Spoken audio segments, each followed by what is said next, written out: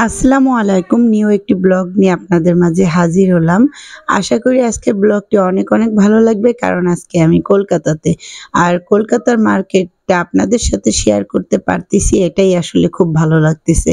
তো আজকে ব্লগটি আপনারা দেখতে থাকুন, আশা করি ভালো লাগবে। অনেক জার্নি করে এসেছি, তারপরে একটু রেস্ট নিইনি, কারণ এসেই অনেক ক্ষুধার্ত আমরা, যেহেতু আমরা সারাদিনই খাইনি ধরতে গেলে। সকালে খেয়েছি আর সারাদিন খাইনি। তো আমরা একটা মুসলিম হোটেলে মোটামুটি একটু খেয়ে নিলাম। তো ভালোই লাগলো, এখানে গরুর মাংসের দাম অনেক কম। আর এই যে তখন আমরা বলতেছি যে একটু মার্কেটে যাই, মার্কেটে যেহেতু একটু ঘুরে আসি, তো ঘুরতে বের হলাম। আর এখানে দেখতেছিলাম অনেক অনেক জুতার কালেকশন। তো ওর আব্বু চায়না থেকে এই জুতাগুলো আনছিল, সেটাই আমি বলতেছিলাম। আর আমরা পুরো বাসে এসে পুরো নিউ মার্কেটেই আমাদের নামাই দিছে। তো আমরা ভাবলাম যে এইখানে আশেপাশে একটা হোটেল নিই। তো এইখানে হোটেলগুলো তেমন একটা আমার ভালো লাগেনি, আর যেটা ভালো লাগে সেটা অনেক প্রাইস, এই জন্য ভালো লাগেনি। যেহেতু আমাদের বাংলাদেশের হোটেলগুলো আমার মনে হয় একটু কম প্রাইজের ভিতরেও ভালো হোটেল পাওয়া যায়, কিন্তু কলকাতা অনেক রেঞ্জ বেশি, ৩,০০০ ৪,০০০ টাকায় ভালো হোটেল পাওয়া যায়, এছাড়া কিন্তু পাওয়া সম্ভব হয় না।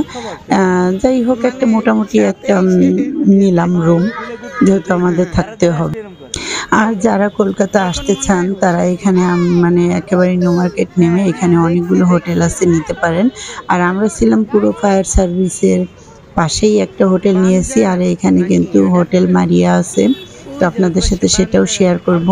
আর এখানে খাবার আছে মুসলিম হোটেলের, সব কিছুই পাবেন, এবং এখানে খাবারগুলো খুব ভালোই লাগলো। যেহেতু মাছটা আমার কাছে বাজে লাগছে, তো মারিয়া হোটেলে আবার মাছটা ভালো। দুইটা মুসলিম হোটেল আছে, একটা রাস্তার এপারে একটা ওপারে।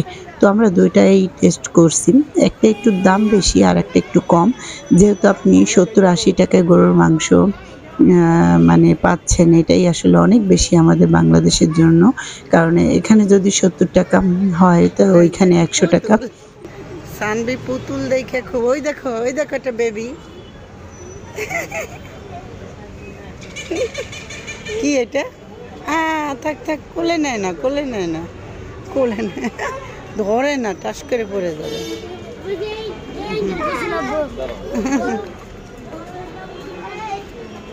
পুতুল দেখ দেখ করে, ভয় পেয়ে গেছে, উনিও হাসতেছে, দেখছো? ও যে ভয় পেয়ে গেছে, উনিও হাসতেছে।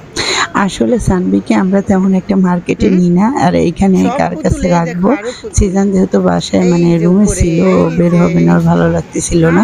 তো সানবিকে নিয়ে বের হয়েছি। এখনো ডলগুলো আসলে এইভাবে কখনো দেখেনি, ও ভাবতেছে এগুলো মানুষের মতো। এই যে ফায়ার সার্ভিস আপনাদের সাথে শেয়ার করতেছি, এইটা হলো নিউ মার্কেটের সামনেই ফায়ার সার্ভিস, তো এর পাশেই আমরা ছিলাম।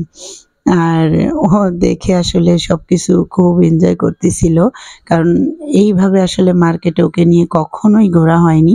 আমি বাংলাদেশে ওকে রেখেই যাই, কারণ ও মনে করেন সবকিছুই ওকে কিনে দিতে হবে। ও এমন কিছু নাই যে সেটা আমার কাছে চায় না বা আমাদের কাছে চায় না, ওকে সবকিছুই দিতে হবে।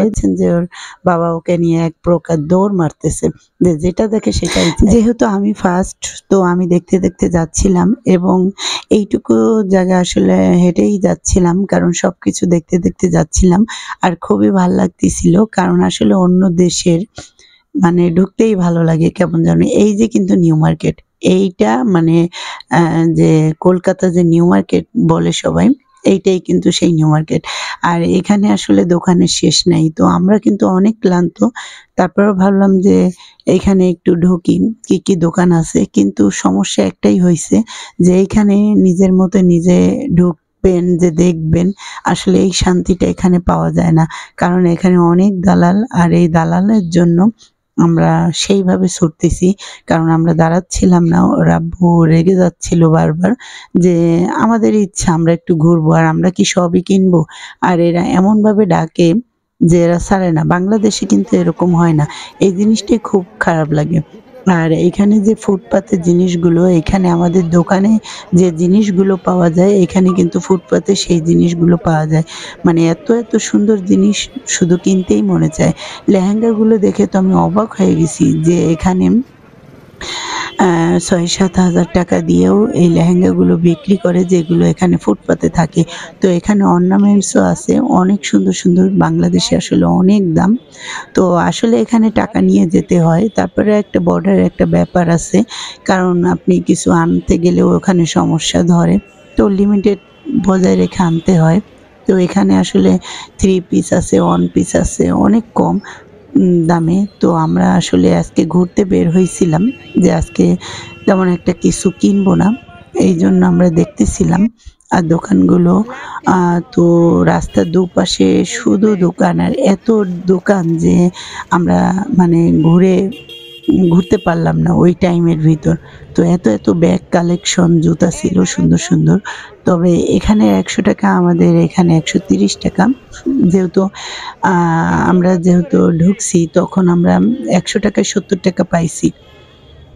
তো এই জন্য এখানে যাই কিনবেন ৩০ টাকা বেশি, ১,৭০০ মানে ১,৭০০ টাকা পাবেন সেই অনুযায়ী। তো এই ব্যাগগুলো এত কিউট, আর ব্যাগের দোকান অসংখ্য আছে। তারপরে আপনার জুতার দোকান আছে, মানে কোনো দোকান যে নেই এরকম নাই। তো আনকমন জিনিসগুলো লাগে, যেহেতু আমাদের বাংলাদেশে পাওয়া যায় না।